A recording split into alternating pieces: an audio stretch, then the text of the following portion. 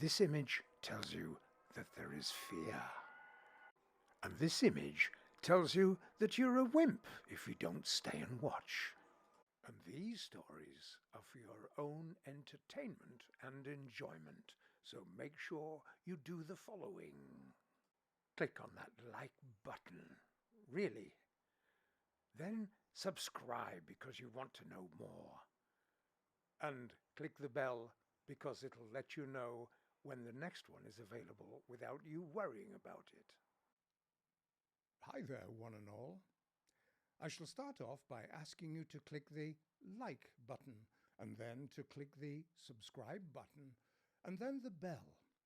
I don't usually ask this, but in order to be able to have more people looking at my channel, and for you not to end up missing any more of these stories that you might like, then you would see a modification in my delivery, which I hope is an improvement.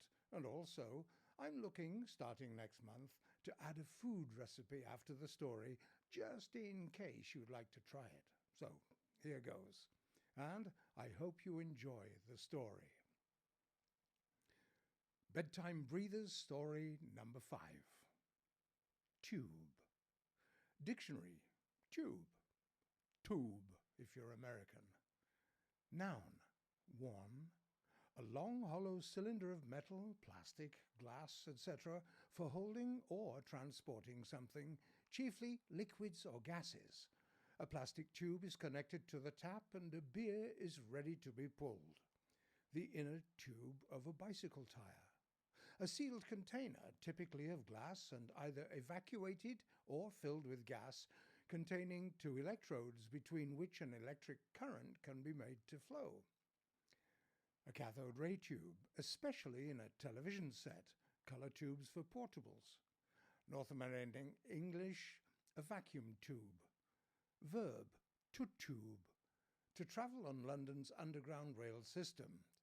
To use a pneumatic inner tube for a tire to float on water, etc. So here goes. Off they came, clinking and vibrating as they shuffled along the steel conveyor system, which was fully automated and had been installed some 28 years previously. A great improvement from the original setup that the older, more singularly professional employees had endured.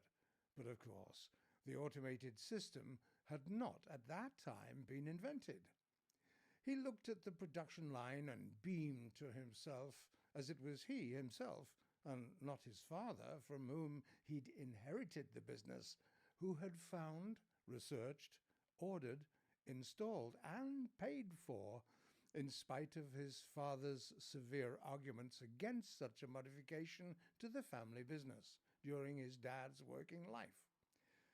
His father had thought that it was a betrayal of the ingenuity of building these products from scratch and without a lot of machinery. Victor, his son, vehemently disagreed with his father, mainly due to the fact that there had been a dramatic upsurge in the demand for this newfangled type of electrical equipment, which was flooding the planet, and was too great an opportunity for the family business to miss. Victor had seen the use of these electrical components begin to saturate portable and home radios, eventually leading to the manufacturing of televisions for the home.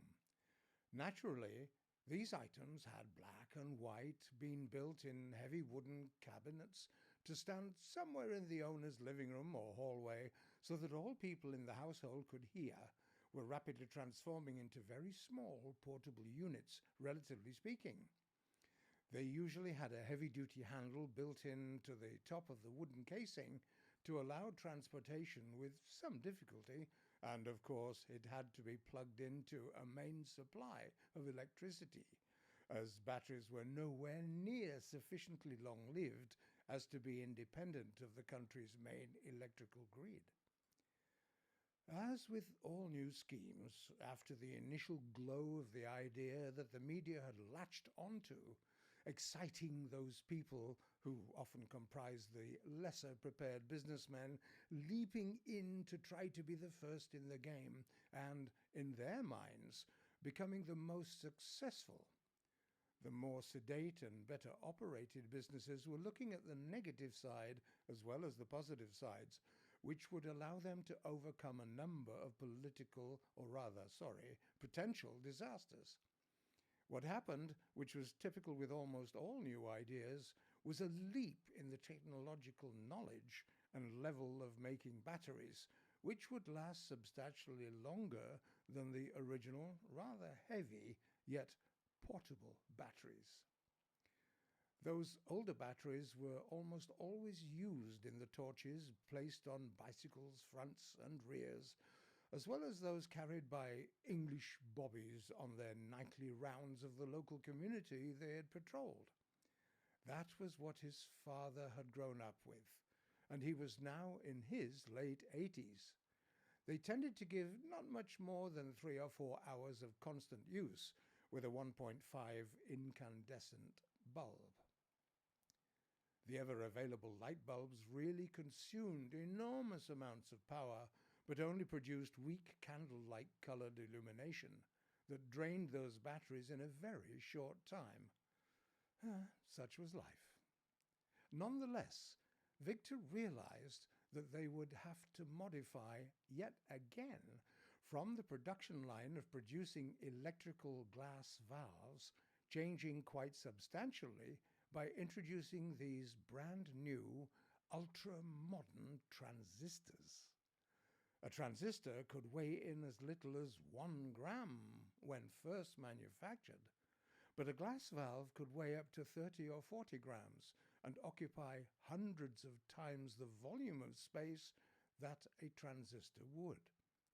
He understood that he would have to take out a business loan to finance the further modification of his manufacturing process in order to switch over to producing transistors. Victor was a very forward-thinking man. Fortunately, Victor's bank manager was also a fairly modern-thinking person, realizing that any business would require sufficient funding to succeed in the rapidly expanding business world in which he operated.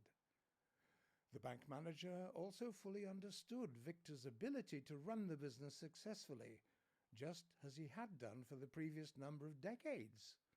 That made acquiring the additional funding almost a foregone conclusion. One of the main reasons for switching to this newer technology and manufacturing process was the incredible reduction in the costs of the various pieces of equipment needed. Part of this had been creating vacuums in glass valves, just as an incandescent bulb used in most homes also electrified a filament in a vacuum. Victor spent a lot of time researching the best way to construct transistors for the greatest amount of quality, but also for the greatest possible profit in the process. This meant buying the various raw materials from quality, reliable sources, hiring the right kinds of people to transform the raw materials into usable, manufacturable products, and capable production line employees who would not balk or try to obstruct any new processes that the company wished to entertain. He learned an incredible amount of information with respect to how these electronic, rather than electrical, devices functioned. He learned about the way in which transistors could handle much faster modes of electrical current, converting the results into yes and or no responses, or ones and zeros, basically a kind of binary language. Using his brain very carefully, Victor decided not to dispose of the vacuum-creating section of his factory. He decided, although he did not know exactly how, that for some reason the rather older vacuum-creating equipment would come in handy at some time in the not-too-distant future. Of that he was quite sure, but could not really explain why to himself or any of his family or his new workforce. The entire area that was dedicated to making the vacuum glass valves was to be very carefully cleaned with every component properly serviced and then put on blocks, so to speak, in such a way that would allow the equipment to be simply switched on with the touch of a button and operating correctly and fully in the complete manufacture of the vacuum glass valves once again. Part 2. Vacuum. Dictionary. Vacuum. Noun. Plural vacuums or plural vacua. 1. A space entirely devoid of matter, or a space or container from which the air has been completely or partly removed. Usually in singular, a gap left by the loss, death, or departure of someone or something significant. The political vacuum left by the death of the emperor. 2. Plural vacuums. A vacuum cleaner. 3. A vacuum-filled electrical valve for a radio or television or some other electric device. This is part 2. His newly acquired team of employees rather liked the way that he related to them, and all of them, without question, felt that he was an honourable person. As a result, they were very happy to assist him as often as he required their help, and they did it with a smile and with gusto, so much so that Victor was slightly embarrassed by their positive attitudes. He had explained to them that the section that produced the actual vacuum items needed to be fully operational, even if it was going to be mothballed until some future date. So all the controls and electrical power systems were permanently hooked up, cleaned, protected, switched on, and ready to go. All that would be required with the press of a single green button which would start the entire vacuum building process. What was rather unique, which the team of employees did not fully understand, was his fetish about building vacuum tubes. It was not as though he did not care to manufacture transistors, but the creation and building of those vacuum tubes was the highlight of his manufacturing experiences. He just absolutely loved the process and enjoyed getting his hands dirty, simply for the pure fun of making vacuum tubes. Victor kept a copious log of every minute and minuscule detail that he spent on his vacuum tube building manufacturing section, in order so as to not lose one jot of information that might cause him future problems. It was true that one or two of the employees put their index finger to their temples and twirled it around slightly, thus indicating their opinions and their beliefs that Victor was a little bit of a nutcase, but it was done rather good-naturedly, simply because they really liked Victor. It took much less time than Victor realized to accomplish everything that he required done with respect to the historic part of manufacturing valves, and to creating the new transistor production line, which went into production 2.5 weeks before the planned starting run. Every employee, as well as Victor, and also the bank manager, found it difficult to believe that everything had been accomplished way ahead of time. In fact, when the production time was scheduled to start, Victor was nowhere to be seen. Many of the employees looked high and low for their boss, but could neither find hide nor hair of him. The bank manager likewise was somewhat agitated, as he had been unable to congratulate Victor and offer him a small financial bonus for being so far ahead of schedule. It happened to be a Tuesday that his employees started an in-depth search of the factory, itself to see if Victor had decided to return to his beloved ancient vacuum tube producing section. It had been decided to stop production of the transistor in order to allow every employee to spend a minimum of 1 hour searching everywhere for the well-liked employer. 2 of the very old employees who had been involved with and overseeing the production of the vacuum tube valves decided to go into the vacuum chamber itself to see if something untoward had happened. Each of the 2 decided to start with one of them at the beginning of the process and the other at the end of the process, with the intention of meeting somewhere in the middle without having found anything, because they'd no wish to see Victor involved with an accident in his beloved manufacturing area. The 2 men, Derek and Bernard, carried out an extensive search, investigating every single aspect of the manufacturing process, including all the resources required to make these tubes, as well as each of the control cabinets, switching boxes, circuit breakers, and the various other junctions, one from each end of the production line. The first cry came from Bernard, who had started at the beginning of the manufacturing process for the vacuum tubes, and it was a cry of sheer disbelief and horror. He had found one shoe, half of a trouser leg of a pair of regular pants, including part of the collar and a half the shoulder of a business shirt, the kind that Victor always wore when he was overseeing his manufacturing plant. Derek, upon hearing this cry of anguish, immediately dropped what he was doing and ran to help where Bernard was to find out the cause of his distraught yell.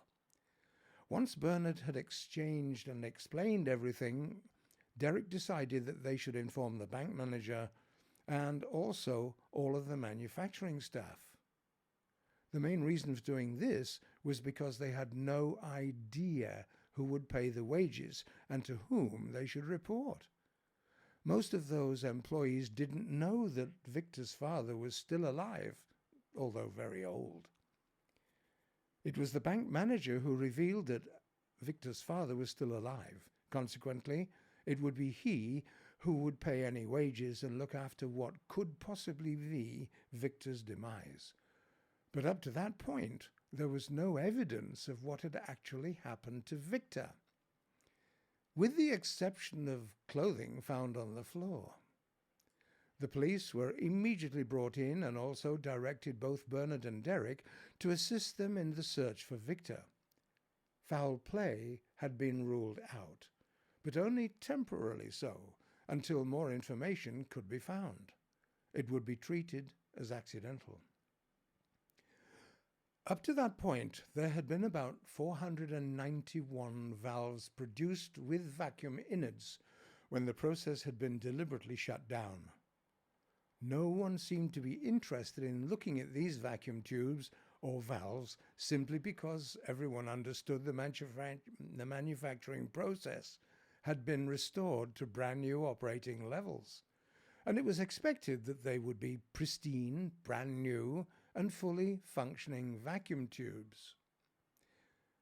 It turned out that the newest employee, who had no experience of manufacturing either transistors or vacuum tubes, bent down to inspect one of the valves out of interest, and as he was turning the valve round in his fingers, admiring the delicate work performed by the manufacturing process, he came across the image of the face of his employer, Victor.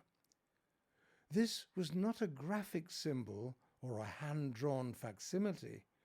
This was a high-quality photographic image of Victor's face. How was it possible to put this super high-definition image on the inside of a glass valve, so beautifully detailed? But yet there was an unusual quality to it, inasmuch as the image of the face was not one of satisfaction, comfort, or peace, but an expression of horror, or terror, or fear. He called the attention of both Derek and Bernard and showed them what he'd found attached to the inside of the vacuum tube. Upon seeing this image, both men immediately registered shock and disbelief, and on further examining this valve, failed to understand how the boss's image ended up on the inside of the glass. Further inspection of all the remaining 490 valves showed each and every one of them to have a fractionally different image on each valve's inside glass casing. That's right. Every single one was fractionally different from the previous. The situation was never solved, and those valves were never sold. But the manufacturing plant continued to produce transistors, and high-quality transistors to boot, under the careful management of both Derek and Bernard, who had been voted as the two people who should leave the company into the future. The police dropped the case as there was no evidence at all of foul play. Victor had simply been totally absorbed by his company's products at last. The end. I hope you like that story. Now, next time in this space, there would be a recipe. As yet, I don't know which one, but there will be one. Bye.